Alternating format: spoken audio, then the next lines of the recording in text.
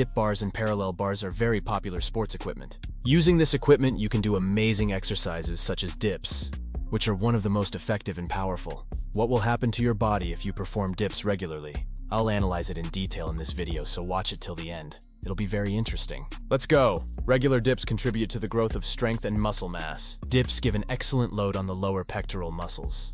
For pumping the lower pectorals, this is probably the best exercise. Although, of course, the division into upper and lower pectoral muscles is very arbitrary. And one way or another, when pecs work, both upper and lower parts work. But there is still a slight shift in emphasis. In addition to the most powerful effect on the pecs, dips also work well on triceps, deltoids, and back muscles. You can shift the load more on the pecs or more on the triceps. If you want to pump your pecs more, then you need to shift the center of gravity forward, that is, slightly tilt the body forward and keep your legs either straight or slightly bend at the knees. If you want to work out the triceps more, then you shouldn't tilt the body forward. You should keep your legs straight, take your elbows back and shift the center of gravity to the palms. And there is another advice that is sometimes given. If you want to pump the pectoral muscles more, then the elbows must be spread apart. And if you want to pump the triceps, then you should take the elbows back. Yes, it's absolutely true, but there is one thing. The fact is that if you spread the elbows to the sides too much in such an exercise as dips, then this creates an increased load on the shoulder joints, and this is potentially traumatic. Therefore, in order to prevent injuries, it's not recommended to spread the elbows too much to the sides. The elbows should still go a little bit back even when you pump the pecs. Is it worth it to do dips every day, since relatively large muscle groups such as the pecs take part in this exercise?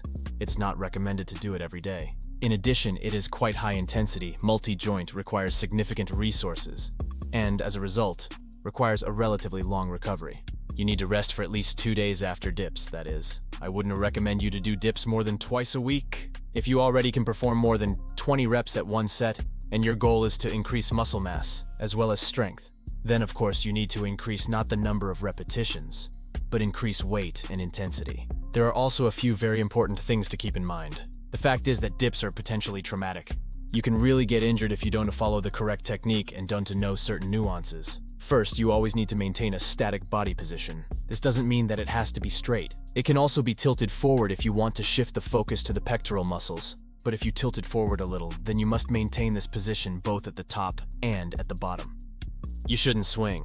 The angle of the body mustn't change in the upper and lower positions. Secondly, you need to remember about a correct amplitude. It shouldn't be too short because this leads to low efficiency, but it shouldn't be too long either. Performing dips with too much amplitude is fraught with injuries, and this one to add muscle growth. You need to go down to the position that you are comfortable with. When you start to feel that the tension is already too high, you shouldn't go lower. If you want to stretch, then do separate stretching exercises without weights, and in dips you shouldn't train stretching. In most cases, it's comfortable for people to go down to a position where the arms are bent at the elbows by about 90 degrees. It's enough. Take care of your joints and ligaments. Another very important point. When you are at the upper position, you need to drop your shoulders, not slouch.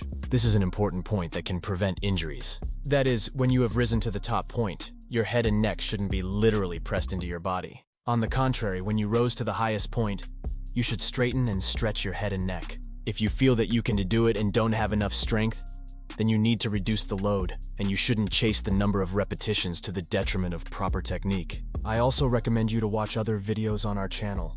Links are on the screen now. If you like this video, push the like button and subscribe to our channel. See you soon.